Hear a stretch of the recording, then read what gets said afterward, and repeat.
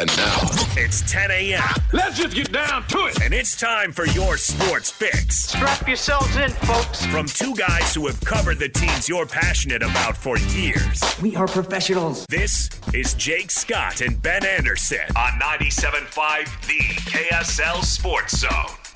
Jake and Ben, 97.5 The KSL Sports Zone. Happy New Year's Eve. Yes, we're playing a little Elvis, singing about Las Vegas, as the Las Vegas Bowl is about 3.5 hours from now. We will be talking about it throughout the show. We'll let you hear a little bit from Morgan Scalley coming up in his press conference yesterday. Hasn't really had a big presser since he was named head coach at Utah. This is his opportunity to talk a little bit about that, though he did really want to focus on the bowl game, but we will let you hear that. Evan Bland's going to join us coming up at 11:05. He covers Nebraska football for the Omaha World-Herald. What should Utah fans expect? My guess is not a very good Nebraska team, but probably more dangerous than some Utah fans realize. And Utah's been willing to give up as many yards as the opposing team wants in recent games, so we'll see how that looks. It does strike me that this is more about Utah than Nebraska, because I would have never guessed that Utah would give up 700-plus yards. I think it's 762 yards in the last two games on the ground. Like, something is wrong. That's just on Kansas and Kansas State. I don't believe that. What is wrong? That voice, if you haven't been in Salt Lake City for the last 25 years, is David James. Hi. Hi, DJ. Thanks for hanging out the first segment. I'm doing a lot of radio lately. I don't know if you noticed. I really appreciate you. I filled in for Jake on the Jazz pre-half and post last night. Did you do They it? had to walk me through it. I didn't know what I was doing. So I'm doing radio in the morning, I'm doing radio at night, and I'm sticking around on your show. I'm the guest who wouldn't leave in that Saturday Night Live skit, which actually is my rep, so what the heck. You and Coach Lacombe last night? Yes, but then Coach Lacombe whiffed and stood us up this morning. I don't know what's going on with that. You overslept? What's his deal? Yeah, not cool. Not cool at all. Well, I'll ask him about it tomorroh night. Oh, you're doing the other game. When we spend New Year's night together. It's a late one, too. 8:30 game, Jazz and the Clippers up against the fourth quarterfinal playoff game. In the at least the second half of it. Clippers suddenly playing very well. 5 in a row. Kawhi's playing well, and the Clippers are playing well. They're going to overtake so the Jazz it turns pretty out you're as good as your best player? Yeah. Why didn't someone tell me this? He had 55 the other night. He looks very good again. He does. They will overtake the Jazz. And yes, and I think a few other teams will. I can see where the Jazz continue on 25, possibly 30-win course somewhere in there, and I could see them with the 6th or 7th worst record in the NBA. 9 of the next 11 on the road for the Jazz, and they're all pretty tough games. And then mixed in there is a couple of these 2-for-1 games against Charlotte and against Dallas, where if you lose and they win – and you're focused on lottery balls, it does twice the work. Is that the game where someone's going to have a groin injury or someone needs to be rested? Don't sit somebody for all of the games, but when you're playing somebody you're battling and it's double the reward for losing. Yep.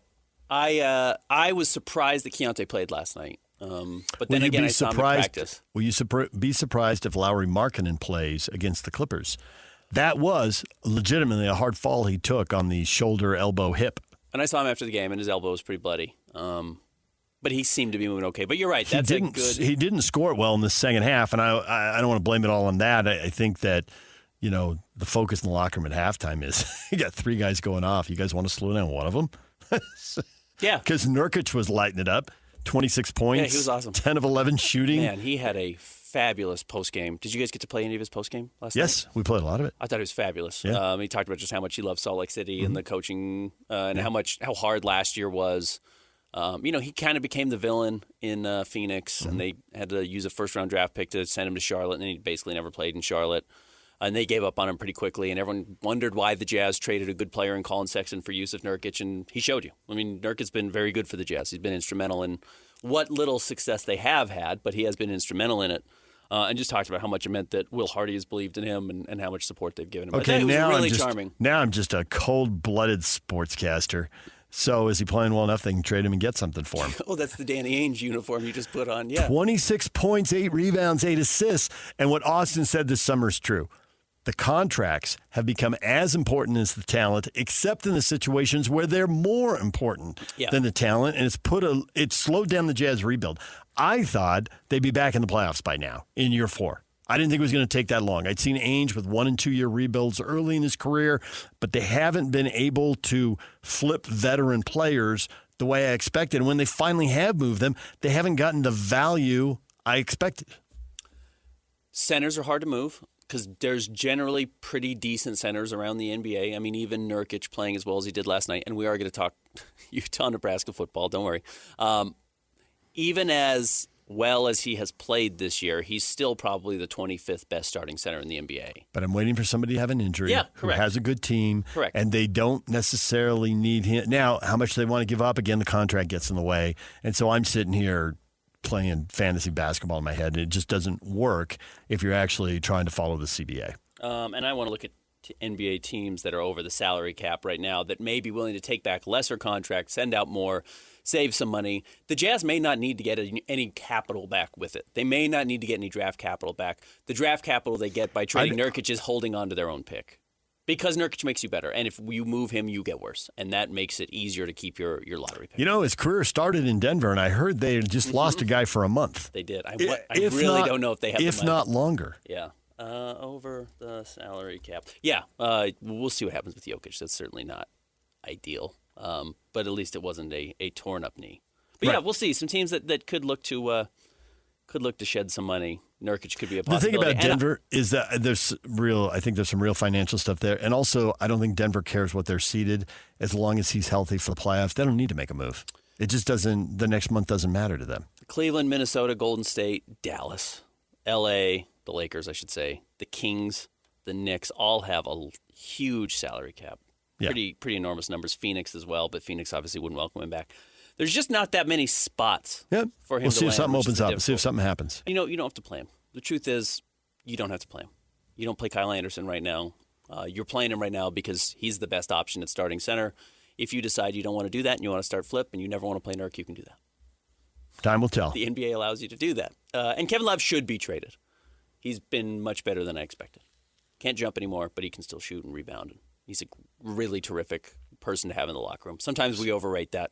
I don't think we're overrating that with Kevin Love.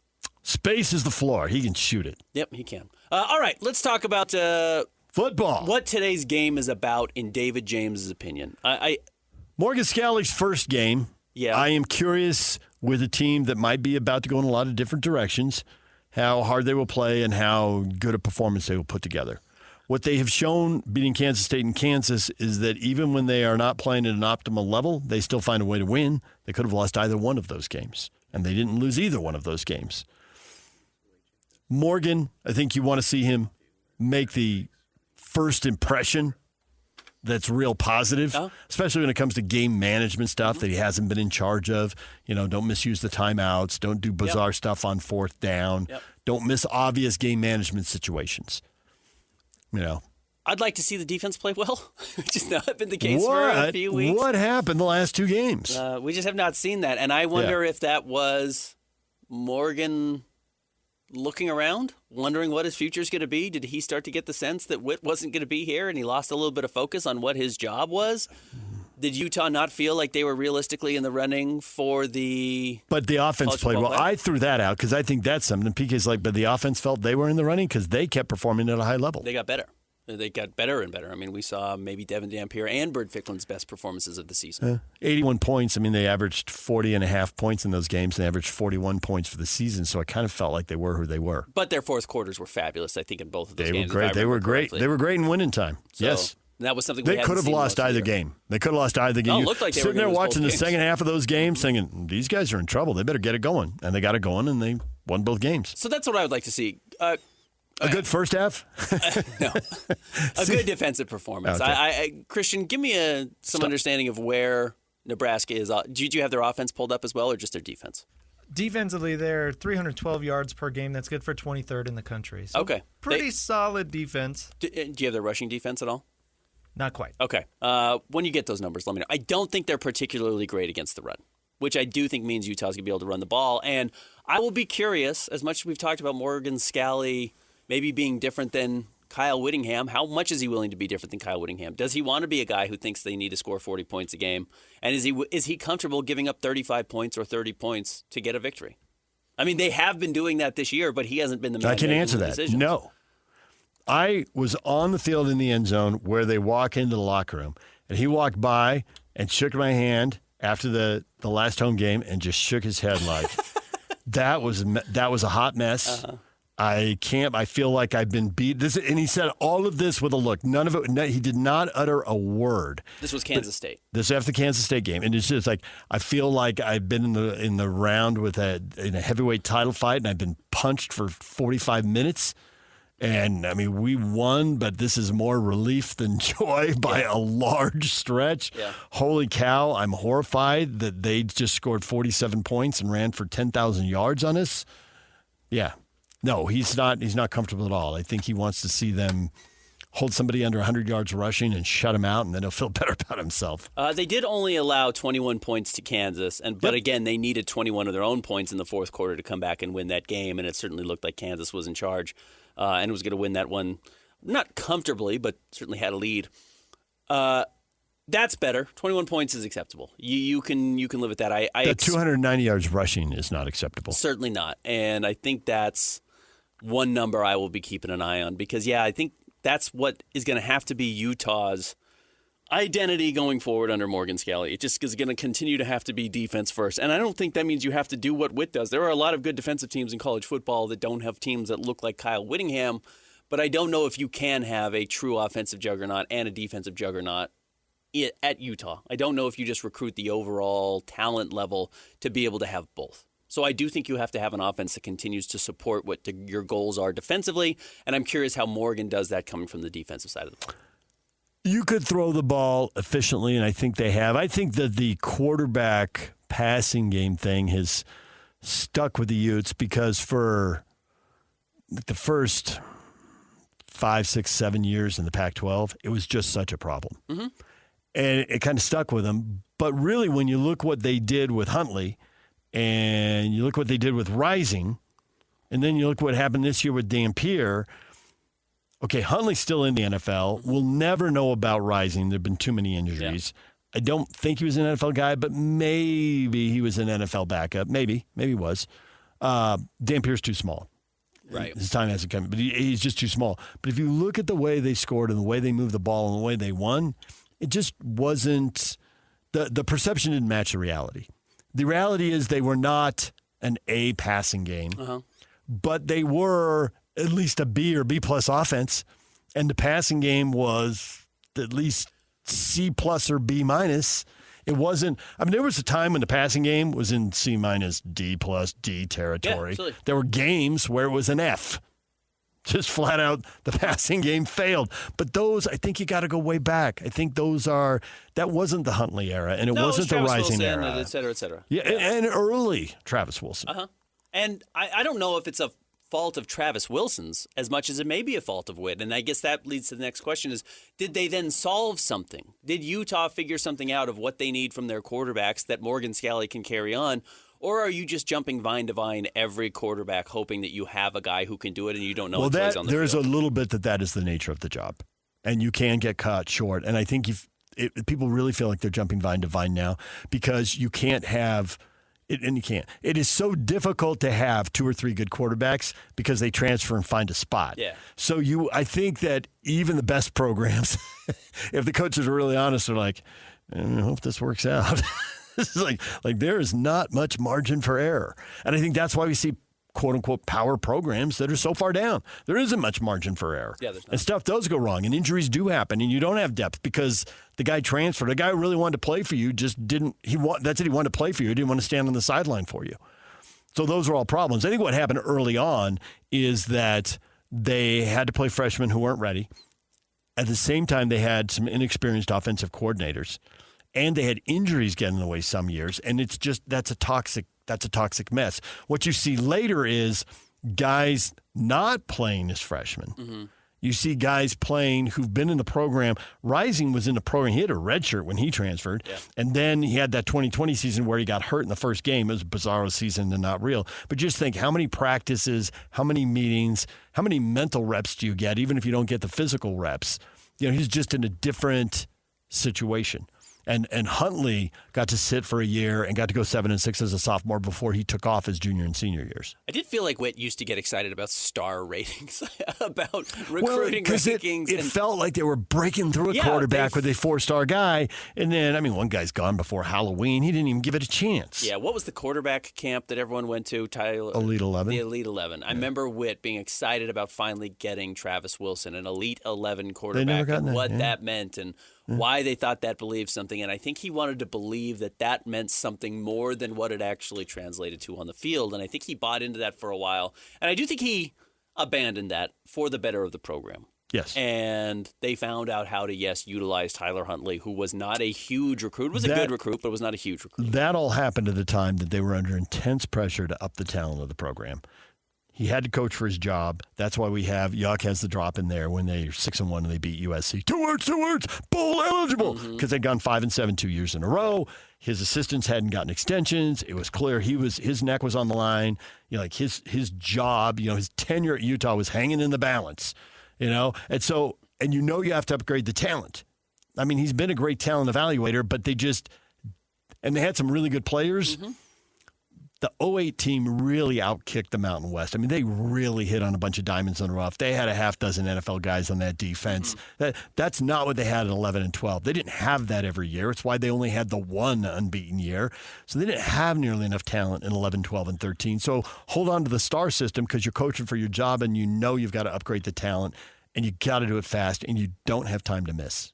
You don't really even have time to develop. You got to win now.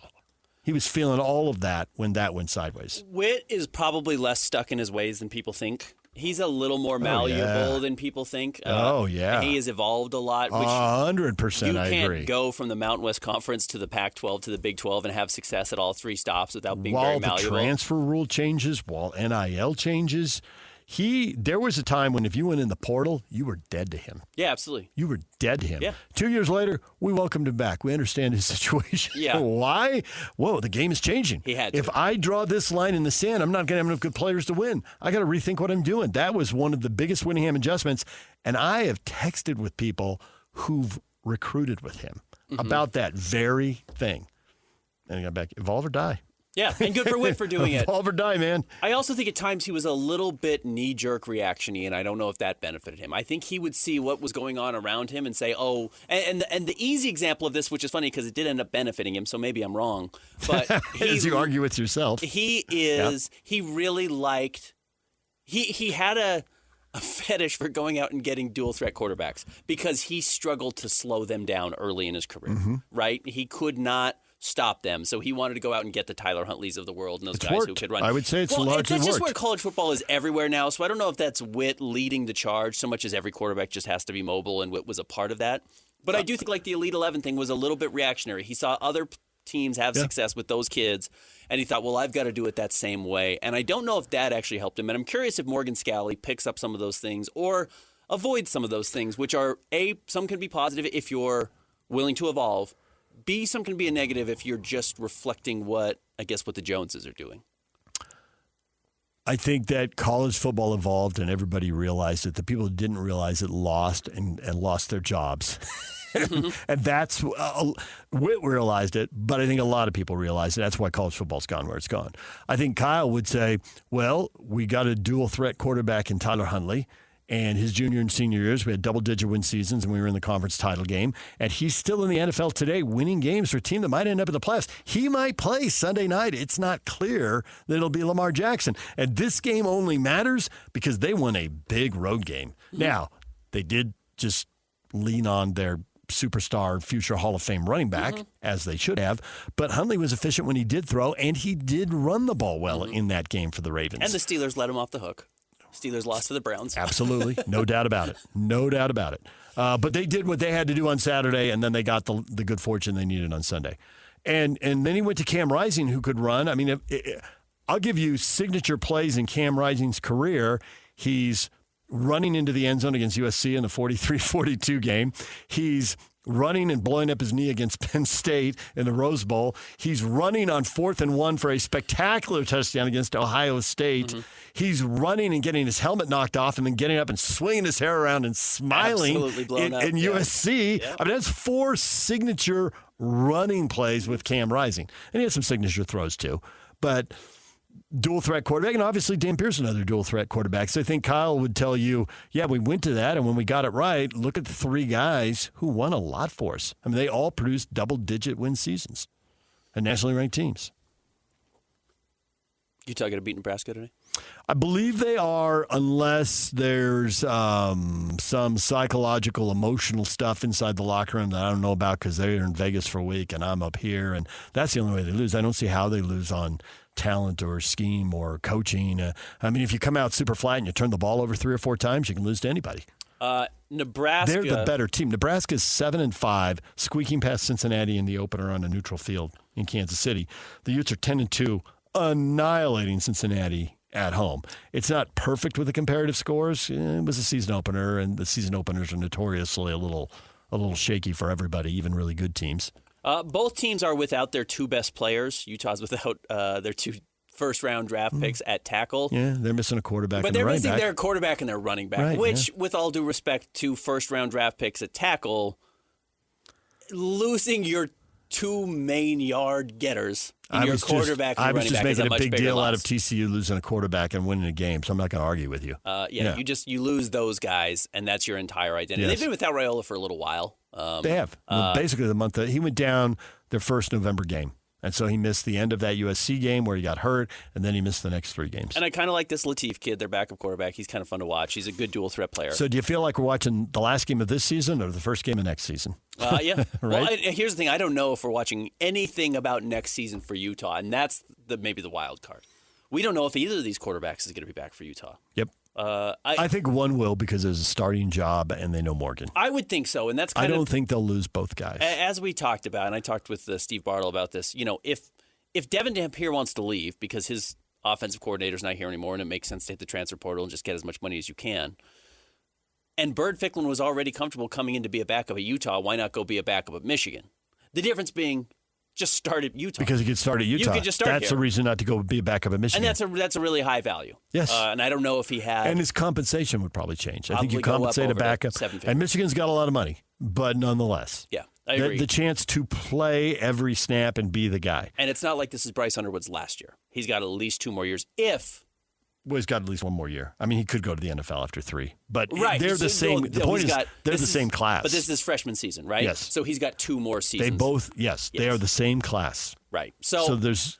I think you're right. I think there's probably a good chance that at least one of these 2 is back. And that's a benefit for Utah. I don't blame Dampier if he leaves. People get to change their minds. Absolutely. Since the indications he gave earlier, things have changed around him that he doesn't control. So if he goes, I get it. Yeah. And so I'm curious. It's a new world order. I'm curious today who gets the majority of the reps. I think certainly Dampier starts, and that makes sense. But I won't be surprised if we see a lot of Bird Ficklin. And I think gadget formations, I think both of them on the field. I want to see them both lined up, wide receiver on the left side, run the fly sweep, and have the quote-unquote halfback option pass. I mean, they're not halfback to be a wide receiver option pass. Yeah, I'm up for – you've had a month. Trick it up. Yeah, and everything. Have some fun. This is entertainment. Everything you practice throughout the season that you didn't use, throw it out there. Yeah, you want them both on the field. Your coordinator's gone next year. It's not like you're saving these for next season. Let's go. Yeah. So I'm excited. I'm excited for this game. It's a good one for Morgan Scalley. Nebraska in your first game was fun. And he was talking about the Las Vegas Bowl. We'll let you hear about that coming up in about 20 minutes at his press conference. And this is his 6th that he's been a part of. He's been a part of some really different games. Coached in 4, beat USC in his first game. Yeah. The USC, that was Pete Carroll's first year when they were a 6-6 team, just all on the verge. The next year they started breaking out. And then by year 3 of Pete Carroll, it was on. It was really on year 2. Unsurprisingly, Morgan seems geeked about this. Unsurprisingly, he seems very excited about what's going on. He was there. They went there and got destroyed. I think Boise State handled him 1 year there. He was there for that crazy game when Bronco and his staff were gone. Speaking of teams that came out emotionally flat, Bizarro, and the game started 35-0. And it was basically touchdown, turnover, touchdown, turnover, touchdown, turnover. I mean, it was a comment. I was literally laughing in front of the TV. Like, this is like slapstick. I feel like I'm watching the Keystone Cops here. And then BYU got their legs under it and ends up 35-28. And Kyle's post game is, this is ridiculous. And I'm like, what did I just watch for 3 hours? What just happened? Well, and Utah hadn't wanted to play that game. They'd wanted to avoid playing BYU. But the stadium was packed. Yeah, it's great. It was a great atmosphere. Bowl games need fewer conference tie-ins, and they need more games that are orchestrated for maximum entertainment value. If USC and Notre Dame aren't going to play in the regular season for 2 years, if they're not in the playoffs, they need to play in a bowl game. Yeah. Are you know, what? I can't believe the thing that gets me, and it keeps happening, so this shows you that TV doesn't have as much power as everybody thinks it does. Mm-hmm. I know people are scoffing when I say that. Oh, sure, TV boy. But if TV had as much power as you think it does, Texas and Texas A&M would have played in bowl games. Yeah. Missouri and Kansas would play in bowl games. Pitt and Penn State would play in bowl games. Now USC and Notre Dame would play in bowl games. Yeah. BYU and Utah would have played in more bowl games than just one. Right. It didn't happen very often. These conference tie-ins are in the way, and you can't tell me Fox and CBS have a bowl game, but it's mostly ESPN. Yeah. That ESPN wouldn't. Miami and Florida don't play every year. Right. Well, then play in a bowl game. Yeah. If they're both are eligible here? And don't make the playoffs, put them together. Yeah. We got a game on right now. Vandy's playing Iowa and Tampa Bay. Now, it's cold in Iowa. It's not warm in Vandy. They're in Tampa Bay, and the stadium looks half full. Yeah. I don't think anybody craves Iowa versus Vanderbilt. No, I like that they matchup. both have little numbers next to their name, meaning they're top 25 teams. Sure. But yeah, nobody cares about the history of these two schools. Right. So these rivals that aren't playing, match them up. Let's go. Okay. I'm even up for Big Ten and SEC schools that miss each other in the regular season. Have them play. I thought the BYU Colorado thing last year. Great. Have them play. Yeah. I want to see that. Yeah, it's fine if it's the same conference. That's right. Fine. They haven't played this year. They're both good teams. Let's go. Conferences also don't want to do it because, I heard your last segment talking to Hatch, and, SEC loses the SEC. It looks bad for the SEC. Well, you won a bowl game. No, you lost a bowl game. Nobody likes that either. Iowa, by the way, up 7-0 on Vandy, about to punch it in for 14-0. Should we be putting a little more? Let's put some respect on Vanderbilt's name. They were terrible in football forever. Ed Orgeron said the quiet part out loud. Bless Ed Orgeron for saying the truth. We've been paying players for years. We just used to go through the back door, and now we're going through the front door. That is arguably the best quote of 2025, and I only hedge because I can't recall every quote of 2025 right now. But that is an elite quote. There were teams that were waiting to break out as soon as they could spend the money. Vandy's clearly one of them. Vandy took a beating for years. They had to know why they were losing all those SEC games, and they just wouldn't break the rules. They had their principles, they had their standards, and they weren't going to violate it to beat Alabama or beat Tennessee or whatever. And as soon as it was okay, Vandy's playing with the big boys. Sounds a lot like BYU to me. Sounds a lot like BYU. We didn't want to break the rules. BYU didn't take the beatings for the last 4 years. No, they didn't. They've been respectable. Yes, they've been, and sometimes more than respectable. Vandy didn't have a 14-1 Cotton Bowl team mixed in there.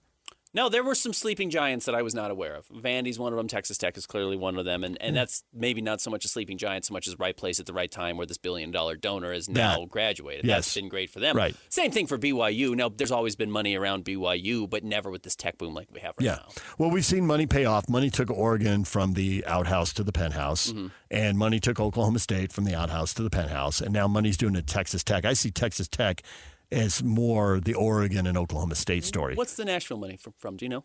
The Vandy money. I think Vandy, is an elite academic school in the way that Duke is, and the way that, not to the degree Stanford is. Stanford's are really off the charts, but Northwestern. But Stanford doesn't care about football. That's the funny thing. They've got the money, and they don't care. Vandy cares, and they're willing to spend it. And I think that as an elite private school, they've got a lot of people who've made a lot of money. And I think that's what they've got. I think they've got elite entrepreneurs. Okay. I don't know. I haven't dove into. That's just my assumption. Is that's a super smart school. It's like Rice. Is Rice going to break out now? Yeah. You know. Yeah. Arkansas school has a ton of money. Has a ton of donors. It's got Walmart money, and they've got lots of money in their back pocket. I'll be curious if they break through. They had a taste of it. They were in some SEC title games early on, and then it's been 20 years of struggles mostly. Yeah. A few isolated okay seasons. DJ, thanks for hanging out. Good to be here. Top 3 stories of KSL Sports. Coming up next, Jake and Ben, 97.5, the KSL Sports Zone. It's time to break down the biggest stories of the day. This is the Top 3 Stories of the Day on KSLSports.com. 97.5, the KSL Sports Zone. Jake and Ben, 97.5, the KSL Sports Zone. Quick update on the ReliaQuest Bowl. Thought Iowa was going to punch it in. Next play, they threw an interception in the end zone. So Vandy got the ball back, but I think Iowa's already got it back now. So back in the red zone. Anyways, it is bowl season. No, they're not in the red zone. They're backed up on their own 30.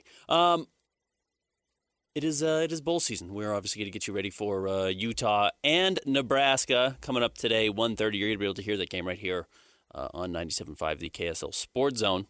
Evan Bland's going to join us coming up at 11:05, giving us a breakdown on what to expect from the Nebraska side of things. He covers the Cornhuskers for the Omaha World-Herald. But right now it is time for the top three stories at KSLSports.com, brought to you by J. Brooks Jewelers. 2 locations up and down the Wasatch Front. You can go find them online, jbrooksjewelers.com. Cherish your loved ones with J. Brooks Jewelers. Explore their expertly crafted engagement rings made from the finest materials. Christian, where are we starting today? Well, Ben, that is the big story. Morgan Scalley making his coaching debut today. Jason Beck still has not been announced as Michigan's offensive coordinator, so there's a lot of smoke there. Also, interestingly enough, as you mentioned earlier in the show, we'll be playing Morgan Scalley's media availability. He was not supposed to talk officially as Utah's head coach until January 6th, but with Kyle Whittingham stepping down, somebody had to be Utah's head coach yesterday. Yeah, you do have to talk. You do have to meet some media requirements for these bowl games. There's so much money spent on them and dished out, so they need to have some pre-game festivities, and Morgan talked about that. And he was excited. I talked about it with DJ a little bit in the last segment. Morgan's geeked about this opportunity, and rightfully so. Morgan's always been a huge ball of energy. Morgan has never failed to bring it. If you've ever covered a Utah practice or you've heard him talk in general, he's loud. You hear Morgan. You know where Morgan is regardless of where you're standing. You can always find Morgan pretty quickly. He's always yelling, and not yelling in a bad way, but juicing guys up. I think you're going to see that. I think you're going to see some energy on the sideline from Utah that you haven't seen from Kyle Whittingham in a while, and I think it's going to get Utah fans excited about what this product is going to look like. Now, ultimately, it's going to come down to wins and losses, but I do think some of that exuberance, youthfulness, excitement is going to be a positive for the program that Kalani really has, that Whit never really had. Whit was always pretty stoic. Whit was never quite the youngest guy, and I know earlier in his career he was certainly, I don't want to say more agile, but maybe more animated. Morgan's extraordinarily animated, so I think you're going to see a lot of that, and I think the players will respond in kind, and I think that will make some players want to play for Morgan. But again, it's going to come down to, can you practice what you preach? Can the team win on the field? And Morgan's always had very good defenses, minus these last 2 games that we've seen against Kansas State and Kansas. Can he get Utah back to that spot today to give him some momentum leading into next year? Yeah, and how much are other players distracted, I guess, is the big thing. And you mentioned Devin Dampier and what's his plans looking like with the portal opening on Friday. Could his mind have changed on whether he wants to stay or go? And then so many other players. John Henry Daly already entered his name in the transfer portal. He wasn't going to play, obviously. But with these coaching changes and Utah having to replace so many, not just coordinators, but assistants as well, you don't really know if this, like you said, is this kind of the last game of this season or the first game of next season. And you know what? I do think that is probably just the nature of the game, more so than just necessarily specific to what's happening at Utah. Now, what is happening at Utah with a new head coach? You're going to have 2 new coordinators, though maybe they just get promoted from in-house. Certainly on the defensive side of the ball, it looks like Cole Swan has a real chance to be the guy. These kids are auditioning for their jobs, and that does bring a type of motivation that they want to sit out there and play. They want to get out there and get on the field and prove that they're worthy of a job and worthy of NIL money next season to be retained and brought back and have an opportunity to play and start next year. So I think some of those jobs are being fought for. And across, even in Nebraska right now, they're without their starting quarterback, they're without their star running back who's going to the NFL. There are guys there that are auditioning for jobs right now. So I think that does provide a type of motivation that is universal in bowl games across the board. And the fact that Utah had so few opt-outs is part of it, because this is an older group. These are a lot of kids playing their last games. They're not transferring. Yeah, they're not going to be at Utah next year, but they're not playing anywhere other than maybe the NFL. So a lot of these guys are going to want to come out and I think play well just because it's their last opportunity. It's a very familiar bowl game. Probably a lot of families around in Vegas as well to see them. So I think that can be a benefit for Utah. Certainly much easier to travel from Salt Lake to Vegas than it is from Nebraska. So I think it's going to be a fun game. I think there's going to be a lot of energy around the Utah program, and that's something Morgan I hope is able to keep up. I hope he's able to keep up kind of the positive momentum and energy that he naturally brings, and doesn't get weighed down by the, wow, can you believe what happened with Kyle Whittingham? Wow, can you believe that you also lost Jason Beck when you weren't supposed to? I would hope that this is the beginning, if I'm a Utah fan, of positive momentum throughout the summer, or I should say the winter, into spring, into the summer, and then into next season because it's going to look a lot different. He's got his work cut out for him, but having the right attitude will really benefit him. Yeah, it's a tough ask, but Morgan Scalley seems to be the guy for the job. I mean, that's why they picked him, right? Number 2. Jazz lose last night to Boston, 129-119. Yusuf Nurkic almost had a triple-double. How about that? He always almost has a triple-double. It feels like he has a lot of 7 assists, 9 rebound games. He doesn't have a lot of, 26 last night? That's his season high for the Jazz. In fact, he'd never broken 20. We talked about this a little bit, kind of my theory, and it wasn't proven true last night, so it's not foolproof. But generally, if Yusuf Nurkic is the best center on the floor, it seems like the Jazz have a chance to win some of these games. And Neemias Queta has turned into a very good NBA player, like not a great player, but he's a legit NBA rotation player. He's going to make a lot of money in the league, and good for him coming from Utah State. But he's clearly not in the same caliber of player right now of Yusuf Nurkic. Nurkic, 26 points, 8 rebounds, 8 assists, 10 of 11 from the floor. He's now 8 of 11 from 3 over his last 6 appearances. He played well. And then the story continues to be Keontae George, who had 37 points, 7 rebounds, or 7 assists, 6 rebounds, shooting the heck out of the ball, 13 of 24 from the floor, 6 of 12 from 3, 5 of 6 from the free throw line.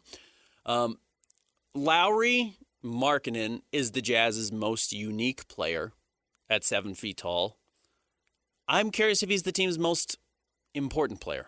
And look, there are high-scoring guards that can step in and score. And, if the Jazz had just started Colin Sexton and designed an offense a little bit around his skills, Colin would average over 20 points a game. And you may not, just from a stat sheet, see a huge difference in some areas between he and Keontae George. It's really telling that Keontae's 22 years old and has evolved so quickly that he might be the Jazz's best player. He's not the most unique because there are high-scoring guards around the NBA, but where he's headed might be the most important development for the Jazz this season, even more so than Lowry kind of lining up to be an all-star again this season. Yeah, important is pretty subjective. Like, what does that mean? I could argue that Ace Bailey is more important. Absolutely. But with Keontae's breakout and emergence this year, certainly that needs to continue, and this can't just be a one-year wonder kind of thing. But, I mean, you're talking about a guy who, before this season, it was looking like he didn't have a spot on the future of this Jazz There's team. a real question if he's an NBA player. Yeah, and he has certainly played into that and exceeded expectations in basically every realm. And you've got national people talking about, Keontae George is probably the most improved player in the NBA this season. And, that award doesn't really mean anything. But looking at Keontae's stats and what he's done, and you've been comparing him to Donovan Mitchell in his third year, and that is a big deal. So certainly you would hope that is something that can be sustained. Last 9 games now for Keontae George. 30.8 points, 7 assists, 5 rebounds, shooting 45% from 3. He's shooting 49% from the floor. Remember, he just could not hit the broadside of a barn. I mean, he would get red hot in 5 games a season, and those 5 games would buoy his pretty subpar shooting numbers. I mean, he would finish the year shooting 39% from the floor and 33 or 34% from 3, which are just not good for a guard. And even those, like I said, were brought up artificially somewhat by having an 8 of 11 3-point shooting game. He would do a lot of damage in 5 or 6 games a year and hit 40 of his 160 made threes on the season in 8 of the games as opposed to the other 70. And it made his numbers look probably even better than they were, and they did not look very good. Every night now, he just turns in huge performances. He had 15 points in the first quarter. I promise you he's at the top or number 2 on every team's scouting report. He was going up against Derek White last night, who's one of the 3 or 4 best defensive guards in the NBA, and it just doesn't matter. It doesn't matter who's defending him. It doesn't matter what they try and throw at him, if they're blitzing him in the pick and roll, whatever it is. He's finding ways to get guys involved, and then when you do take something away, he gets everyone else involved. So he's still got a lot of room to grow. He's got to get better defensively, but he's going to get better, and I think that's what's maybe the most interesting part of this if you're a Jazz fan is like, he's only scratching the surface now. I don't think he's reaching it, and I think he's going to get a lot better. And the question is how much better, and can he be better than a player like Donovan Mitchell? Because Donovan was incredible. Donovan was really, really a high-level star for the Jazz, and I think there's a pathway for Keontae to get even better. That's interesting that you bring that up because how much better did Donovan get kind of after that bubble year, right? How much better did Donovan he averaged get? 20 his first year in the NBA. Like, he averaged 30 last year with the Cavaliers. Maybe it was 2 years ago. So, like, he's certainly gotten better, but he started at a much higher spot. Right. He did, started at a much higher spot. So Keontae's evolution is much more dramatic, and I do wonder where it stops. where Donovan didn't have as much room to grow in general and was a little bit limited just because of some of his physical tools, even though he's an elite leaper. He's pretty small, and Keontae's bigger. So, no, I think you're right. I think that it's interesting that there might be actually a higher ceiling with Keontae George than Donovan Mitchell, and it's going to be fun to watch. His maturity is just off the charts. It's hard to relay how much of a different person he is day to day, talking to him, his preparation. I was asking him how his pregame routine has changed from his being in the NBA, his first year to where he is now. He's the first player on the floor. I mean, he truly is. He's in the arena 3 hours before the game starts. His floor time, which is when you start your warm-up before the game, a lot of guys like to do it late so they stay fresh. His floor time is at 4:30. That's 2.5 hours before game time. Like, that's really early. That's a guy who's coming in to get treatment on his body, take care of himself, eat the right things to make sure he's able to perform the way he is right now, and it's going to make him a ton of money. It's going to pay off for him, but it's also going to pay off for the Jazz and fans who have been patiently waiting for him. But they do lose, and if you're a Jazz fan that's been rooting for them to hold on to their draft pick, last night's loss was probably a good one, and now 9 of their next 11 are on the road, including against the Clippers tomorrow night, 8:30 tip-off. Number 3. Hockey Olympic rosters are beginning to be finalized. Canada just announced theirs. Can probably expect a Team USA announcement maybe today or tomorrow. Clayton Keller sounds like he is right there on the edge. If he doesn't end up being the last player selected, sounds like he will be like the first injury replacement. Yeah, he is right there on the edge. And obviously he was the star of the international team that they had earlier this year in the what were those called? Not cup games, but in the games that they were playing. He was kind of the star and the captain. The World Championships. He was the captain of that team and played well. I kind of wonder if, because we've not seen a great, stellar Clayton Keller performance so far this season. And obviously the loss of his father was part of that, but some of this play was before any of that happened. I'm curious if this is weighing on him. I'm curious if some of this pressure is weighing on him. I thought early in the season, not having a contract weighed on Logan Cooley, and after he got it, he seemed like he had a real spike and played well, and then kind of came back to earth a little bit and then suffered the injury. These guys are human too, and they want to be rewarded. They want to be taken care of. I'm sure Clayton has wanted to play well to make the Olympic team because it means a lot, and this is going to be a good American team. Obviously, I hope he makes it. That would be extremely cool. Yeah, I think it was pretty clear last year that he was pretty bugged that he was snubbed from the Four Nations face-off roster, and of course that got so much national attention. That was such a big deal.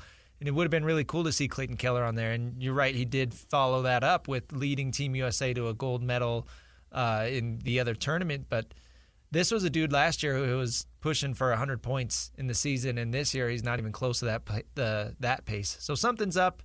Regardless if he makes it or not, hopefully he can find that consistency after this break, because I think the Mammoth obviously really need him. Or he makes it, and he gets a little momentum after making it, gets his confidence back, and kind of has that pressure off his shoulders and helps the Mammoth, because they've fallen below 500 now. They need to get back to their winning ways.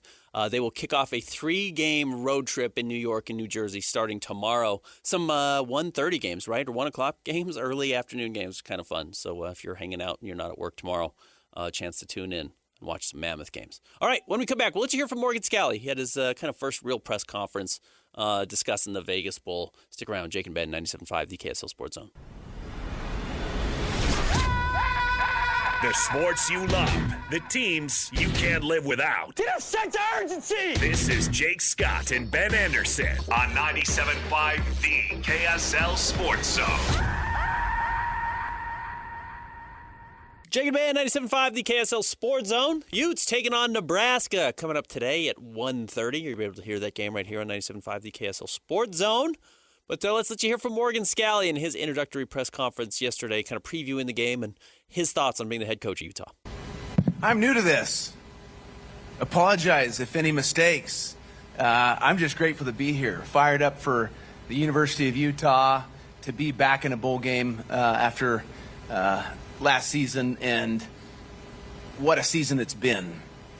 Grateful for our coaching staff. Want to first recognize Kyle Whittingham, the legend at University of Utah, and what he's done for this program, what he's done for me personally and my career, and I am so happy for him and wish him nothing but the best. He has been an incredible mentor to me, and I'm excited to see what he does at Michigan. But about this bowl, about this opportunity and this team, This is my 6th Las Vegas Bowl. I played in one, and now this will be 5 that I've coached in. The first one was against Pete Carroll at USC. That's the one I played in. And Troy Polamalu had, I think, 15 solo tackles. Unbelievable. We were able to win that one. And so this has been an amazing experience. Las Vegas has always been great to us. And John Cicenti has been amazing. And the bowl committee. Kent Gardner from SRS Distribution have made the events special for our players. The gifts that they get, it's incredible, the gifts that they get. I got, I think, a Sega something that was, I think that's the last game I've played, boys, was a Sega. Okay, the controller is completely different. But what an amazing opponent. I've known Matt Rule and respected him from his time at Baylor, moving on to the NFL, and just a very well-respected leader in this profession. And you can tell the way their team plays ball, it's going to be a physical matchup. And I was made aware that we were 0-4 by the Nebraska media. They let me know that. So it's like, all right, that's the challenge. That's the gauntlet's been set down. So we're excited for this moment. I'm excited for our players. Devin, the leader that he's been coming in just one season, and he is, the catalyst, right, for what we've been able to do. Him and our offensive coordinator, Jason Beck, defensively, and proud of Lander and the seniors. We've got about 13, 14 seniors still going to be playing in this game, and we want to send them out the right way. So grateful to be here, and thank you so much. All right, we'll come back to the Nebraska players. Sayer, are you with your experiences this week, what stood out most for you and your teammates? Yeah, first I'd like to just say how thankful I am and grateful to have this opportunity. It's been really awesome just this whole entire week, getting to spend it with my teammates, my family, my brothers. I'd say for me, I think that... All right, there he was, Morgan Scalley. You kind of get a sense of Morgan's energy. He's a little... I want to say all over the place. And look, it's a bowl game. It's supposed to be a little bit silly. And he's talking about the bowl gifts and getting a Sega Genesis or whatever he was that he got. But you do certainly see a different approach. I will be curious how he settles in. It's going to be different than Witt, but he will settle in. He's not always going to be, I don't want to say high-strung, but kind of that energetic. It'll be curious to see him develop his rhythm as when speaking to the media, because that's going to change. Now, he's always had that energy, but he will go to kind of his traditional, he'll get to his go-tos, which every coach does, and that's why they call it coach speech. He'll get to that, coach speak. He'll get to that, and we'll see what he ends up sounding like. Yeah, he's got a lot going on right now. He does. The last 2 weeks have been an absolute mess. Even when the team got down to Vegas, Kyle Whittingham was still with the team. So even just the past, I guess, few days, week, have just been an absolute whirlwind for Morgan Scalley, and he was not expecting to have to be the head coach for this game. And if, you believe some of the rumors that are out there, he may have thought he was going to go be a coordinator at another school. Maybe he was going to follow Kalani to Penn State. There were those rumors are out there. Maybe he thought that's what his life was going to look like, and then 3 weeks later, he's the head coach at Utah going into the Vegas Bowl. So, yeah, this has probably been the most insane month of his life, I would imagine. And ended up with his dream job, but you kind of never know how you get there. And that's where he is today and gets to make his debut against Nebraska. Again, you'll hear that game right here on 97.5, the KSL Sports Zone, coming up at 1:30. All right, we will preview this game with a Nebraska beat writer. Coming up next, Evan Bland is going to join us. Stick around, Jake and Ben, 97.5, the KSL Sports Zone. Whether it's the Jazz, Utes, Cougars, or Aggies, these guys have got you covered. Time to eat, fellas. You're locked on to Jake Scott and Ben Anderson. 1, 2, 3, move it. On 97.5, the KSL Sports Zone. Jake and Ben, 97.5, the KSL Sports Zone. A very happy New Year's Eve to everybody out there. Utes getting ready to take on Nebraska coming up in about 2.5 hours. You'll be able to hear that game right here on the station, 97.5, the KSL Sports Zone. Let's welcome in our next guest. You can find him on Twitter at Evan Bland, OWH. Covers Nebraska football for the Omaha World-Herald. What's going on, Evan? Hey, good morning. Just hanging out in Allegiant Stadium. Pretty great venue. Looking forward to a good game. Yeah, it is a very cool venue, and it's going to be well stocked, I'd imagine, with Utah fans. It's such a close drive. How well do you think Nebraska fans traditionally travel, and how much will they travel to this game specifically? I would expect a pretty decent Nebraska crowd. You know, they had a history of traveling really well. When they played at UCLA earlier this year, they had about 25,000 people that came out and showed up, and we're at the Rose Bowl. And I know Nebraska for this particular game sold out its allotted 5,000 tickets within, I think it was about 48 hours, and plenty more picked up tickets on the secondary market. And just being around the Strip and kind of the downtown Las Vegas area, there's definitely been a decent Nebraska presence here too. So it's kind of unfortunate that we won't get a gauge fully like what the fan base presence is for both sides, since, you know, it's a lot of red, but we know what the dominant color scheme is going to be here today. And I would expect it to be fairly neutral. I know Utah's closer, but my sense is that this game maybe registers a little bit stronger for Nebraska fans, just in terms of the novelty of the trip, the fact that they haven't been to a lot of bowl games, and that this is one of their better seasons in the last decade. So I think it'll be pretty even. Yeah, Evan, can you give us kind of a sense of the story of this year for Nebraska? Obviously a hot start, 5-1. Dylan Raiola, gets hurt, and things fall apart a little bit late. But what were kind of the stories that were weaved into that, and how fans feel about this year?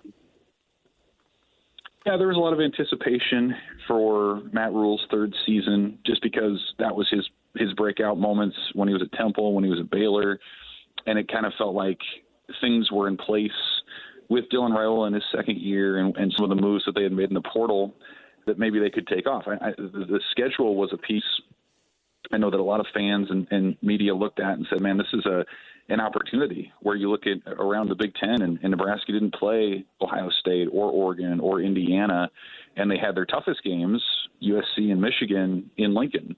And, you know, unfortunately for Nebraska, they lost a pair of close games to those teams. They probably their most disappointing outcome was a lopsided loss at Minnesota. That came the week that the Penn State stuff came up, and people thought Matt Rule was going to be a central candidate for that. And so I think there was probably a distraction factor that played into that. And, you know, it finishes out then where you give up 77 combined points between a road game at Penn State and a home game against Iowa. So that's kind of been a theme for this program for a number of years, is fading in November. And that was the case again here. Raiola's injury certainly didn't help. And, you know, I think they're at a place now where this game, like if Nebraska were to have a positive outcome against Utah, they haven't beaten a ranked team in 9 years. They've lost 29 in a row against AP top 25 schools. So this game does matter for Nebraska. It's an exhibition, and ultimately it doesn't, you know, change a ton of the vibe of the season to this point, but it's a major opportunity. What Utah does well are things that Nebraska has not been able to stop. When you look at the quarterback run game and just being physical up front in the trenches. So I think this is a major opportunity for Nebraska to maybe pick up a little bit of momentum heading into portal season and the off season. But I think overall to this point, it's been fairly, I think nondescript would be a good way to describe it. There haven't been any major wins, but they have started to take care of some of these teams that have given them problems in the past as well. It's an easy central storyline for this game for Utah. Kyle Whittingham's out. Morgan Scalley's in. Some of these players' last games before they transfer or leave. Is there a central storyline for this game for Nebraska? You know, it's it's one of those games where you got one foot in 2025 and I think one in 2026. And so the storyline to cap the season would be, I think, atonement, if just from how the regular season ended, like I mentioned with Penn State and Iowa losing big time. Like, I think this defensive side of the ball especially feels like it left a lot to be desired down the stretch. And so that's an area, especially now with an interim defensive coordinator, where you wonder how much improvement that they can show. And it wasn't all just being physically dominated. A lot of it was missed assignments, maybe not knowing what the call was at different points, being being disciplined with your gaps and things. So I think that's important for the defense. And then, for 2026, a lot of people are already looking into the portal. And, TJ Lateef is going to get the start at quarterback for Nebraska. This will be his fourth start since Raiola's injury in early November. And he had a brilliant game at UCLA, and then he had a couple of forgettable ones, including one where he pulled a hamstring against Iowa. So this is, I think, an important game for him, for Nebraska to assess what they have in their freshmen before they go out and seek reinforcements in the portal. So you look at that, and I think there's some other positions too. Emmett Johnson had an All-American season for Nebraska as a running back. He's opting out to go to the NFL, and so it's sort of an audition of sorts at that position as well, where you look at a number of underclassmen that are going to get an opportunity. And so I think a lot of the smaller type stuff comes down to like position battles, guys that are going to have an opportunity against a decent Utah team to show what they can do. And I do think some of what happens today will inform the level of urgency Nebraska has in the portal here in the next week. Talking Nebraska football with Evan Bland, getting you ready for the Las Vegas Bowl today. You mentioned TJ Lateef and how well he played against UCLA. I went back and watched that game this morning, and yeah, he was terrific. Really a true dual threat, but made some nice throws as well. 3 touchdowns, no interceptions. Is the hope that he can be the guy, or do you think he's going to be replaced regardless? No, they believe in him. I mean, he was a 4-star kid, highly recruited out of the Los Angeles area in high school, and I think with him right now, it was just a matter of, he was pressed into duty sooner than anybody really expected. I mean, obviously anything can happen now in the transfer era, but the idea was that Dylan Raiola would be around for another year, and that Lateef would have 2 years behind the scenes to develop before he would compete in 2027. And so obviously that changes with the injury and now his departure, where they feel like, I think internally he's beloved among his teammates.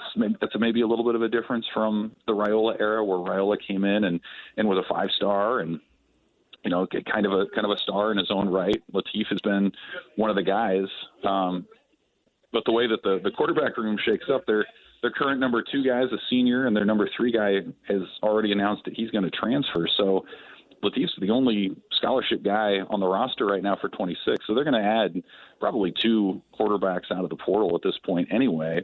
The question is going to be, are they going to open the wallet for an established starter, or are you going to get a couple of maybe younger, high upside guys that can come in and compete? But I do think that they believe that Lateef can be that guy for them for the next couple of years. He has that ability to be mobile, the way that maybe Raiola didn't have these last couple of seasons, and so yeah, I think it's this is an important stretch again for him to show what he can do. But I think Nebraska does feel like he could be the starter for them for the next couple of years. How did fans view Emmett Johnson, and what type of a loss is he for this bowl game? Yeah, I mean, Emmett Johnson was the offense for Nebraska for large portions of the season. He was shifty. I think he accounted for around 80% of the running back carries that Nebraska had this year. And there was talk early in the year about workload concerns, but he was a guy who just got stronger as the game went on. He was reliable in pass protection, had some breakaway speed, shiftiness. And so, yeah, I mean, he's going to be a mid-round NFL draft pick in the spring. And it's a big question behind him. They have a true freshman named Isaiah Mosey, who was a 4-star receiver. He converted to running back in the middle of the season. They have another younger guy named Mekhi Nelson, who they like, who's been kind of behind the scenes for a couple of years. And so the message from Nebraska has been they like these guys, but Emmett Johnson was so good that they hadn't had a chance to really show what they can do. Well, now here's their chance. Now's the time to show that these guys have the ability to be feature backs, to be playmakers in the mix for Nebraska into next year. So I think you're probably today going to see – you'll probably see 3 or 4 different running backs take carries. And, I mean, honestly, from what we heard from the coaches, they don't really know how it's going to go. There might be a guy who gets hot. They might continue to rotate just based on effectiveness. So that's another really fascinating spot that is kind of a mystery going into this game, and something that I think Nebraska's hoping for a little bit more clarity for into the offseason too. Without Raiola or Johnson, is there an identity or a strength that this team has otherwise that they can, rely on going into this game? In terms of offense, it's kind of a mystery. Like, even with Latif right now, like I mentioned, he had a hamstring pull against Iowa a month ago, and he's, by all accounts, he's 100%, but they haven't really pushed it hard, like in terms of game speed and what you're going to have to do on the field today. So there's a little bit of an unknown. One, if that's going to hold up in game action, and two, sometimes those things are tricky and can relapse again. So I think you're watching him. You're watching the running backs. They do have some playmaking receivers. I think Ja'Cory Barney's a good young, sophomore, kind of a smaller slot type. Isaiah Hunter's been a guy who's been effective taking screens and hitting home runs with those on occasion. So those are probably some of the guys there. I think, like, when I look at this game and say, how's Nebraska going to keep up and score, I kind of look at special teams as maybe that area that they need something to happen. Ja'Cory Barney's one of the better punt returners in the country. He's been close to breaking free a few different times for touchdowns.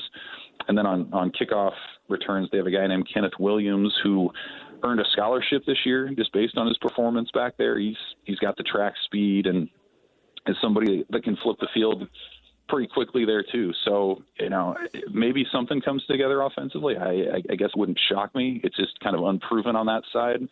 But I would expect Nebraska to be very aggressive in trying to return kicks. And, of course, on the other side, trying to block kicks. That's been an area, probably the biggest area of improvement for Nebraska this year is on special teams and what they've been able to do in that phase. So we'll see if that translates into this game and can maybe help them make up a few points as 2 touchdown underdogs. Why did Matt Rule stay at Nebraska? Why did he not go back to Penn State? Well, I think you look at some of the national reporting, I don't know that he was necessarily offered the job. Huh. Like, that's kind of the first step. I think he was considered, and his relationship with the AD at Penn State, I mean, they're good friends. They work together at Temple, so they, it was a logical fit. But what Matt Rule has maintained pretty consistently through the season is he loves Lincoln. His son, his college-age son, attends Nebraska.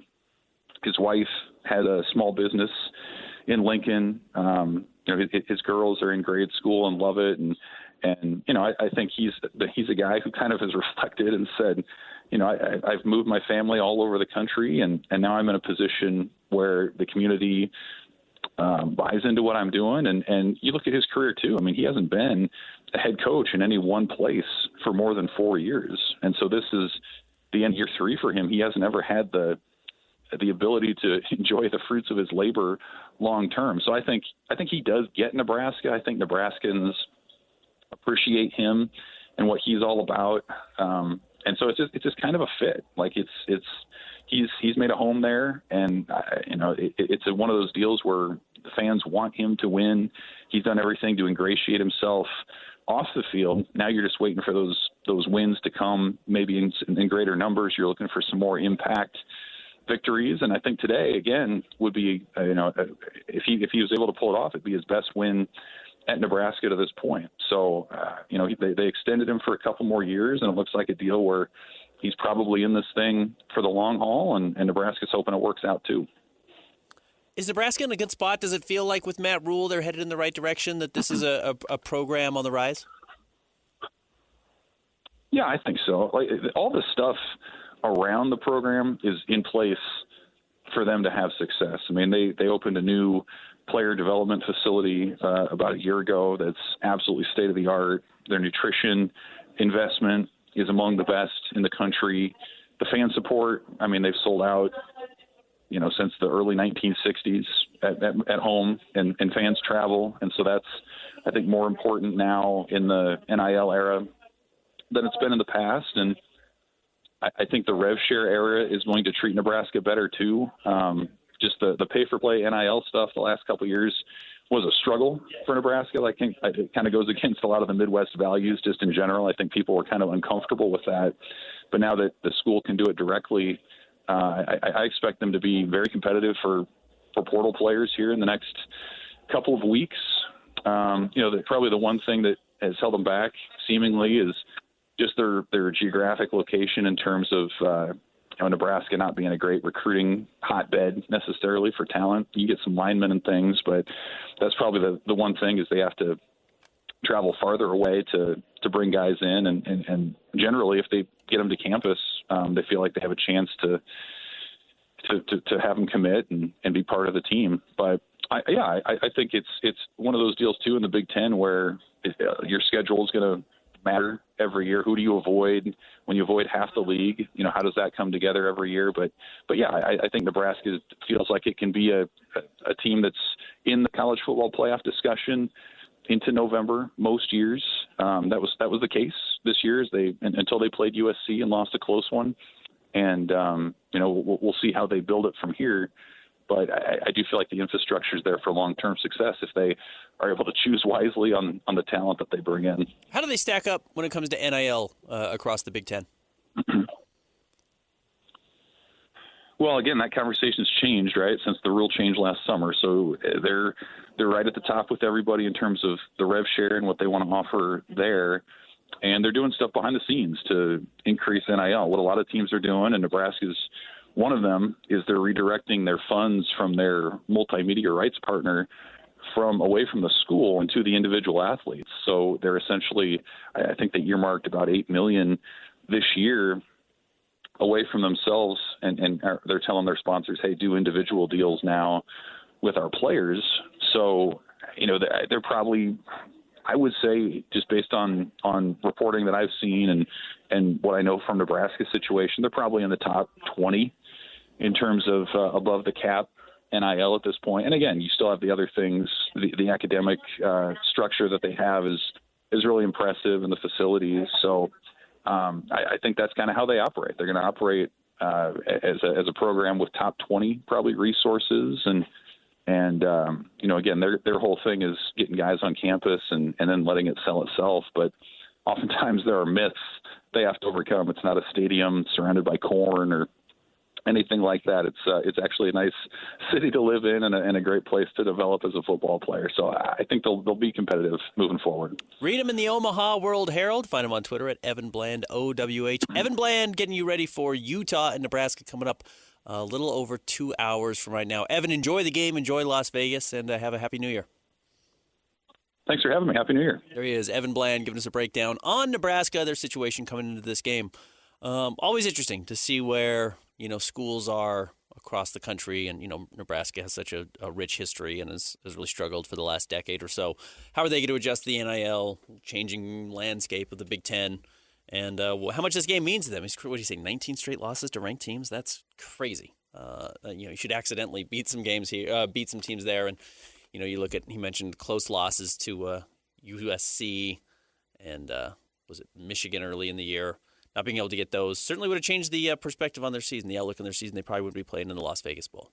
I do wonder, some of these programs with rich history like Nebraska, how much they're going to be able to turn things around with NIL, because like Evan was saying, with Nebraska, they do have a lot of money. Yeah. So that should be able to help them flip things. And it's going to be really interesting, because I know obviously we've had NIL for a while, but with the new rules over the last year or two, it really seems like that's where you're going to start to see the separation between which schools have money and which schools don't. I also have the flaw, and I think a lot of people do in covering sports or looking at them, is thinking like, oh, well, Nebraska has this reputation that matters because of what they did in the 90s.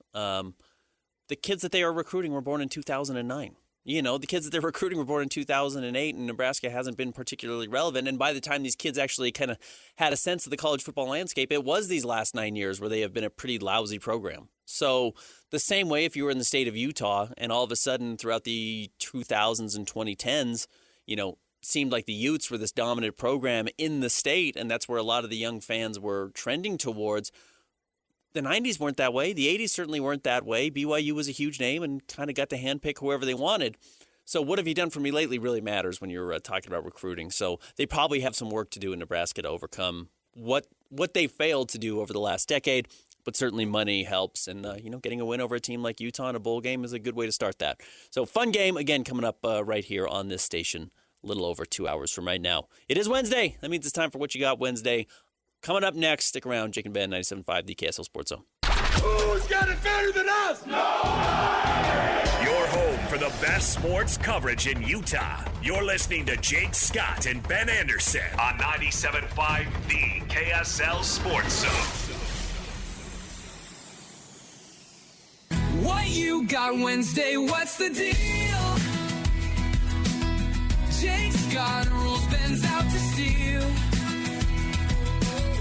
Bozo takes their spinning around. Flush it down, flush it down.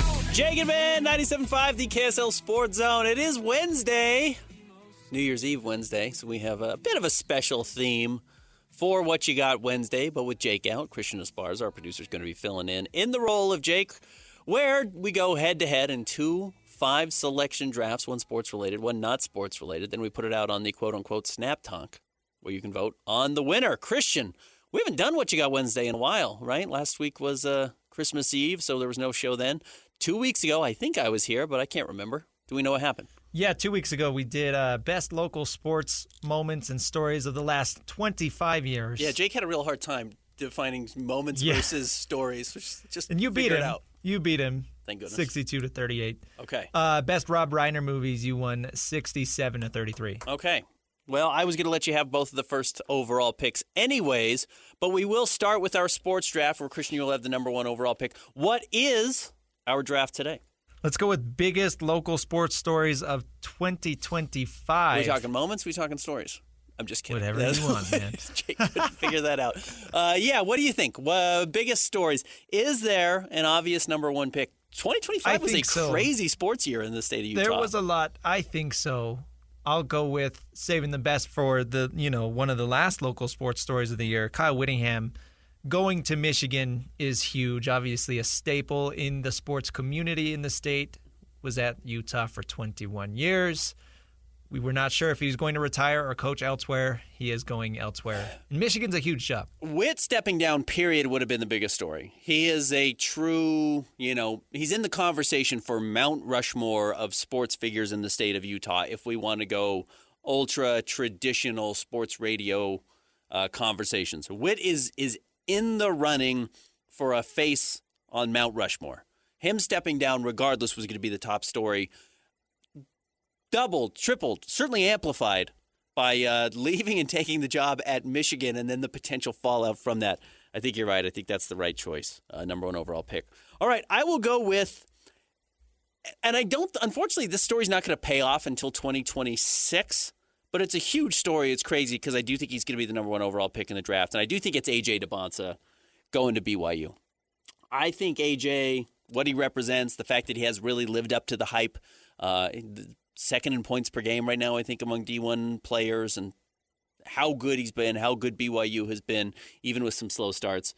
Give me A.J. DeBonsa committing to BYU, and we have not seen the best of him yet because college basketball really starts after the new year, and I think BYU is going to make a nice run coming up in the NCAA tournament.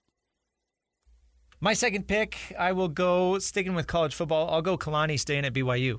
Him leaving to Penn State would have been almost as big of a deal as Kyle Whittingham stepping down. But the fact that he re-ups and, you never know what's going to happen, I guess, in the future. But it seems like, at least for the time being, Kalani is going to be at BYU for a very, very long time. Not only does he return to the Cougars, leads them, well, I won't spoil later picks, but he gets more money for his staff, and seems like everything is good in Provo. It's crazy how close he got to leaving for Penn State. And had that happened, the dominoes that would have fallen, because again, does Morgan Scalley follow him to Penn State? If so, Utah has no choice but to hold on to Kyle Whittingham. So Kyle Whittingham doesn't go to Michigan. All the dominoes that created without tipping one over.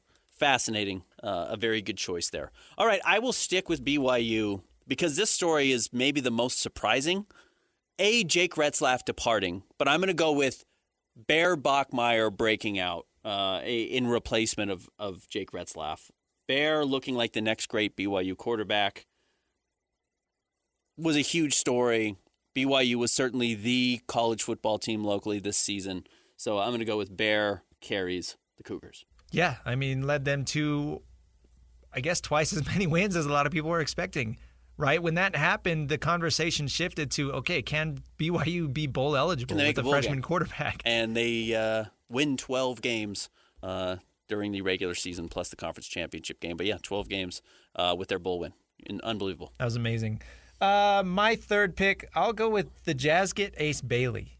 And I'm picking this one. I mean, it's middle of the pack, I guess, but it feels like Ace Bailey is the first actual tank pick for the Jazz. I mean, obviously you had Taylor Hendricks and Cody Williams drafted since they began the tank, but those weren't really tank years where they truly bottomed out. They finished the season with the worst record in the NBA, and although they did not get the number 1 overall pick, everybody knows the story. Ace Bailey, phenomenal talent, was probably going to go 2 or 3. He slides all the way to 5, and Utah happily selects him. Yeah, and he was the rawest of those players. He's not in the top 10 right now in the NBA rookie rankings ladder. That does not mean he's a bust or been anything maybe more than they expected. Ace has a bright, bright future ahead of him. He's still going to be a major piece on this roster. He's really young. He's really young, and he's going to take some time, but I think he's been even better than they had hoped. So Ace Bailey was definitely on my list as well. All right, I'm going to go with one that certainly gained a lot of traffic. I'm not sure if it kind of has flown under the radar here, and I'm going to not make the same mistake I made 2 weeks ago, which is just neglecting it. The Utah Hockey Club converts to the Utah Mammoth. Getting a Utah Mammoth name is a big deal, so the Mammoth find their identity. Mixed in was the bizarre lawsuit with the Yeti, where the Yeti was basically from day one the plan to be the team's name. The Yeti Cooler Company files lawsuits, prevents it from happening, so the Mammoth ends up being the name, and I like it. I just think everyone wishes they were performing a little bit better this season, but when they start winning at a high level, they will be under the Mammoth moniker. Yeah, I thought I had that on my list as well. That's huge, and I know you and Jake kind of laugh at the mascots and the jerseys and all that, but obviously you know the behind-the-scenes numbers. That is one of the biggest attention getters. So it matters. People really, really care about that stuff. And yeah, going from the very generic Utah Hockey Club, there were some people who liked that name, but actually getting a logo and a mascot, it really, I guess, cements itself as a professional sports team. Yep. Next up, I'll go BYU making it to the Sweet 16 in the NCAA tournament. BYU basketball, obviously. Kevin Young's first season with the Cougars. I think that is kind of the signaling of the expectations that Kevin Young is going to bring. Now with A.J. DeBonsa, as you mentioned, those expectations are even higher, and it feels like if they just make the Sweet 16 again, that feels like a failure, which is crazy to say, but making the Sweet 16 last year was huge, and that put BYU basketball on the map. Yeah, it did. It's the reason why I think they landed A.J. DeBonsa. I think it's the reason why they have Rob Wright right now. Had they not gone to the Sweet 16, or had they not even gone to the NCAA tournament, I'm not sure a player like A.J., despite all the money being thrown at him, chooses BYU without some sense that there's a chance to win there, because they did win last season. So it's a good pick. I'm going to go with a story we're in the process of right now. It's a little bit like the Witt story, but it's Keontae George's breakout. This has a chance to be one that matters for the next 3, 4, 5, 6 years for the Jazz. But Keontae developing into maybe the Jazz's best player is a huge, huge step forward for a team that probably wants to exit this rebuilding stage this coming summer. And I think they're going to exit it this coming summer. That doesn't mean they're going all in to win a title, but I think they stop the tanking stuff. I think they're going to tank the second half of this year and get this pick, and then I think they're done with it, and Keontae being as good as he is a huge part of it. Yeah, what's the whole point of tanking, right? It's to find good basketball players, and that's what Keontae George has turned into. And a lot of people, were thinking of Keontae at first as a trade chip. When he started having this breakout, they're like, okay, now you can flip him. And it's like, well, if he really is this good, this is a guy that you want as part of your team for the foreseeable future. So it definitely feels like, if you can at least get 1 or 2 stars out of this whole tanking process and then fill out the rest of your roster with role players, then it all seems like it would be worth it. So Keontae George becoming that guy, the face of, I guess, the tank working, is huge. And I think you need to remember that he was selected with a Minnesota Timberwolves pick from the Rudy Gobert trades. It just takes a while to get away from those trades to kind of see the payoff, and those aren't even done yet. There are draft swaps and draft picks still owed to the Jazz from those picks, but Walker Kessler's turned into a good player. Lauri Markkanen's obviously a star. Keontae now is a result of those picks as well. Jazz are having some success from those trades. They are starting to bear fruit finally, but it did take a little while. Next up, I'm going to show some homerism here. I'm going to go SUU back to the Big Sky. Okay. I loved, first off, they're incredibly lucky that the Big Sky let them back in. I do think that they would not be going if it were not for a package deal with Utah Tech. That conference they were in absolutely fell apart, and the Big Sky kind of threw a life raft to my T-Birds, but them returning the Big Sky along with Weber State, I think that's big. I'm going to take the Utah Mammoth, win the lotto. No lotto luck ever in the state of Utah, but Bill Armstrong, Chris Armstrong, Ryan Smith, they get it done. They in a really weird spot where they could only jump 10 spots from where they were. You can't get into the top 3, so they move it up as high as they could. They move up to number 4, draft Caleb Denwye. We'll see how good he ends up being. He's been pretty solid for the Canadian juniors right now. But the Mammoth winning the lotto, only to have the Jazz lose the lotto a week later. And I was in a random spot where I was around some people from the Mammoth right after that, and they were just talking about how excited they were and specifically about how good of a player they thought they were going to be able to get. So we'll see if Caleb ends up developing. Recap. I had the first pick. I took Kyle Whittingham stepping down and going to Michigan. Kalani Sitake staying at BYU. The Jazz getting Ace Bailey. BYU basketball making the Sweet 16. SUU back to the Big Sky. You took A.J. DeBonta to BYU. Bear Bachmeier leads BYU to 12 wins. Utah Mammoth find their identity. Keontae George's breakout, and the Utah Mammoth win the NHL lottery. A lot of BYU on this list. A lot of BYU. It was a banner year for BYU athletics. It was a really good year, minus missing the playoffs, which we could have drafted. BYU snubbed from the playoffs. And we'll see. We'll see what basketball ends up doing. Anything we left off? What should have been drafted? I had a couple left off. Utah Jazz getting Austin Ainge was pretty big. That's big, yep. Tom Homo retiring was big as Very well. And the Bees having their first season at the ballpark at America First Square. Grizzlies likely moving is a story. Utah hiring Alex Jensen. It's a big story. You know, anytime you make a new coaching hire, that's a big one. Utah brings in Alex Jensen. Slow start to the year so far. We'll see if they're able to have some success from there. But, you know, it's funny. It's because it was a good year for Utah athletics, too. I don't think it was a bad year necessarily. Certainly BYU, though, just seemed to dominate the major headlines. All right, what's next? We're going to go with best movies featuring animals. Best movies kind of about animals, with animals. I don't think it necessarily has to be like an animal is the star, but right now the 2 biggest movies at the box office are Avatar, Fire and Ash, and I know that's not technically about animals, but there are animals in it, including a whale in the new one. I've not seen it. I don't know if I'm going to see it. And Zootopia 2 is the second biggest movie right now. So movies with animals as a part of their theme, kind of the identity of the movie, is driven by animals. Is there an obvious number 1 pick? You have the choice. Again, I do. I think there's a number 1 pick. Okay. Jaws? Yep. I almost left it off on accident, and then I went back as I go. Created a whole subgenre of horror movies, right? How many shark movies are there now? And it's like every single one, oh, that's not as good as Jaws. It created the summer blockbuster. I mean, it's one of the most important movies of all time. It changed how movies are released. They used to have a single print that would kind of travel from city to city, and then it would come back, and you try and see it on the second viewing. And they decided, no, you just have to have multiple prints in multiple cities at all times so you can play in multiple theaters constantly.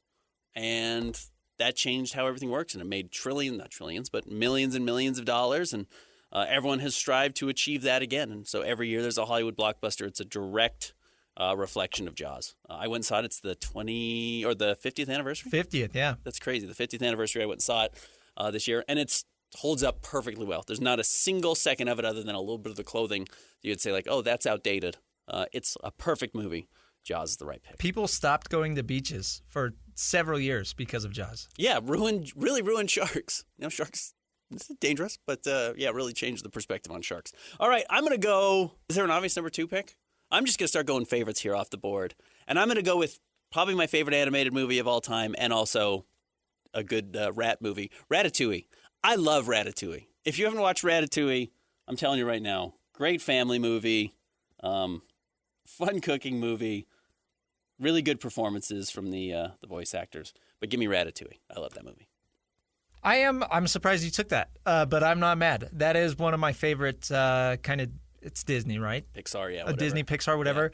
Yeah, that came out in my very early childhood, so. Absolutely holds up. It's really funny. It's got a great story. It's not too schmaltzy. It's really good. I love Ratatouille.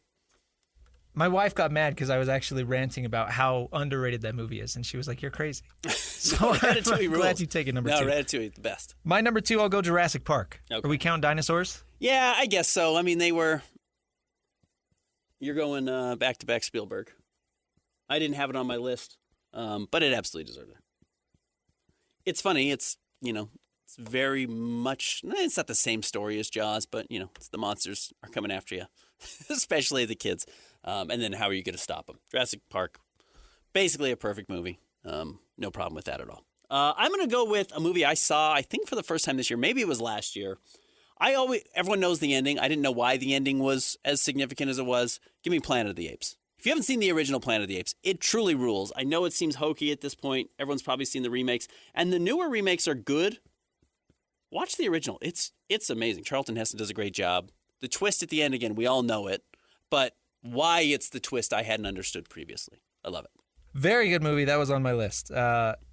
Again, incredibly influential. And it was like back when it came out, that first one came out, I think, in the late 60s. Mm-hmm. So it was very, very ahead of its time. And, yeah. Surprisingly holds up. Really holds up very well if you haven't seen it. All right. Number 3, I'll go The Lion King. Okay. Love that movie. I'm going to be a dad soon in April. And I can't wait to watch The Lion King with my son. Watch out for your brother. I know. Yeah. Don't let your brother kill you to assume the throne. I love it. I love, Mufasa, ultimate father figure, and then Simba, his whole journey. It's great. Yeah. And you're having a boy? Yeah. Congrats. Very exciting. Yeah, great pick. You're going a little bigger picture than I am, which I don't have any problem with that at all. You can veto this if you want. Sandlot. With Hercules the dog, he's a That's fine. He's kind of the villain. He is the villain of the movie. I mean, it's a baseball movie, but the storyline over the entire second half of the movie is about this dog. The chart says movies with animals, not movies about animals. So yeah. He is critical to this isn't Frasier's dog in the TV show Frasier. He's critical to the plot line. So I'm going to go Sandlot.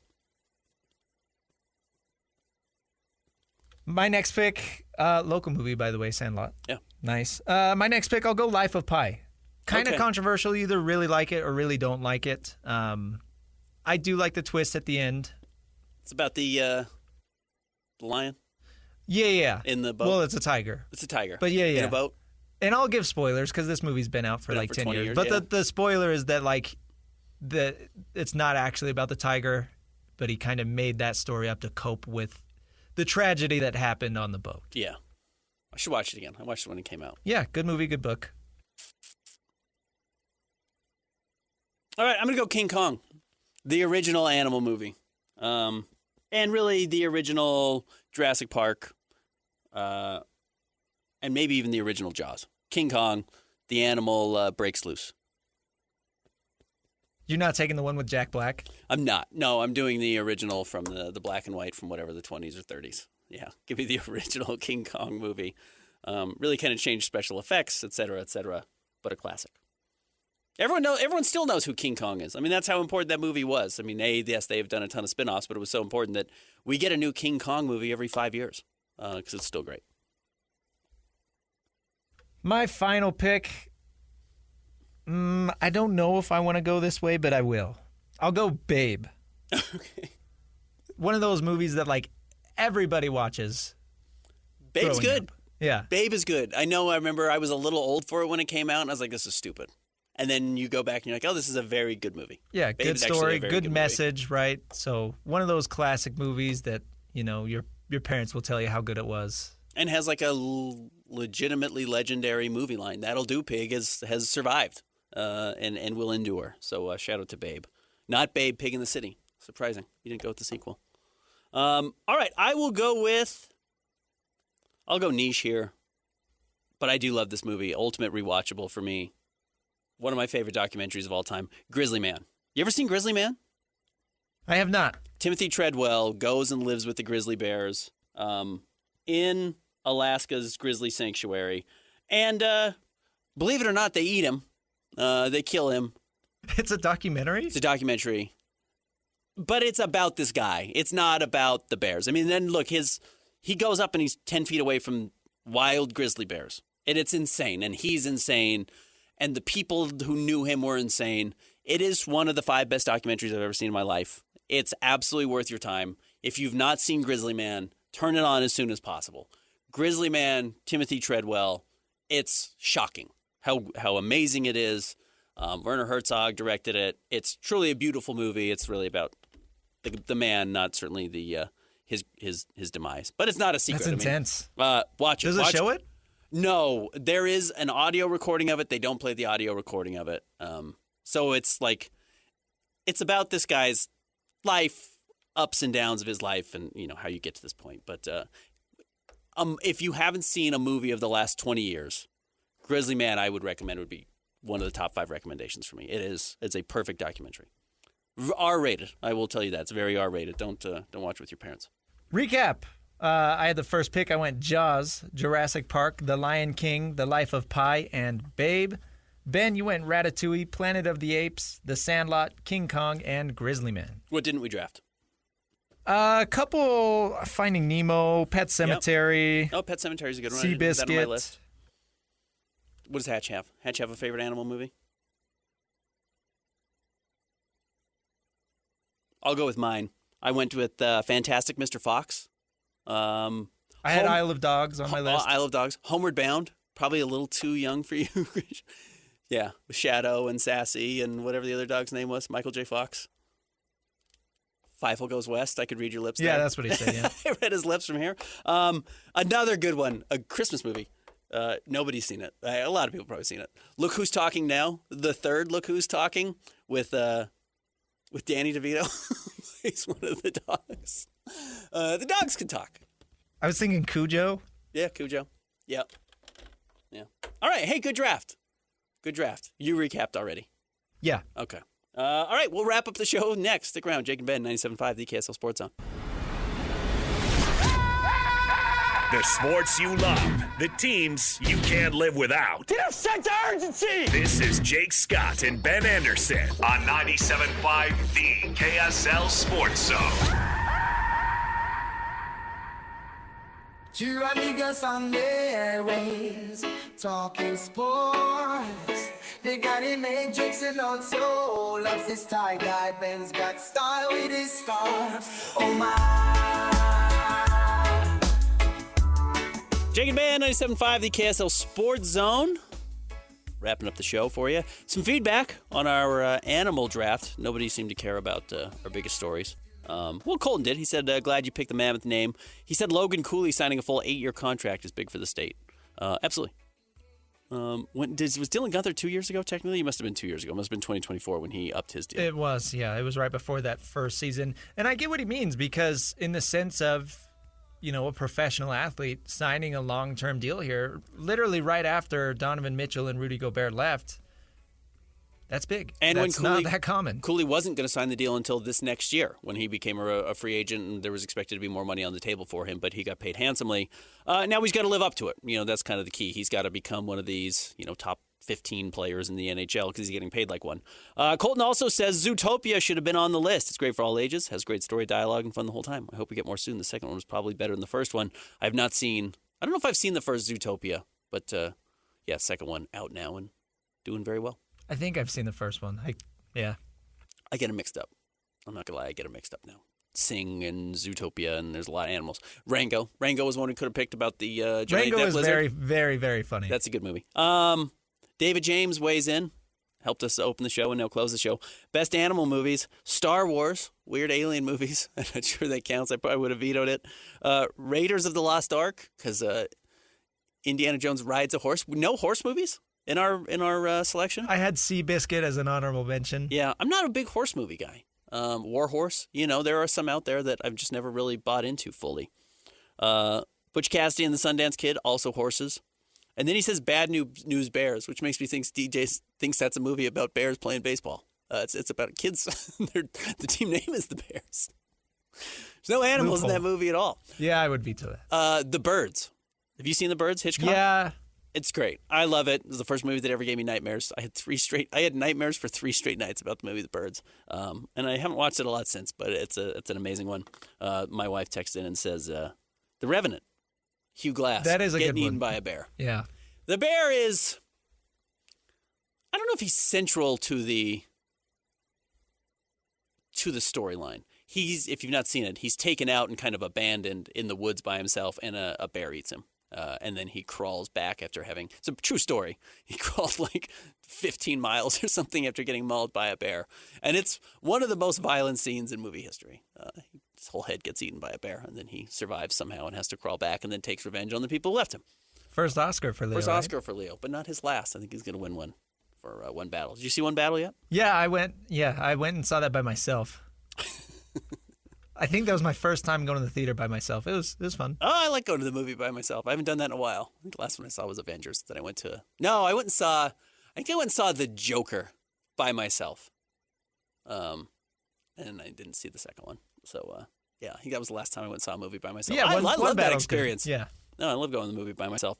All right, Utes taking on Nebraska coming up about an hour and a half from right now. They will be right here on this station. Hans and Scotty are coming up next, getting you a preview of those games. Stick around. Christian, thanks so much. Happy New Year to everybody out there. Drive safe tonight. Please call cabs or Ubers or whatever you have to if you need to. Be safe. Hope everyone has a great 2025 and an even better 2026. We'll be back with you on Friday.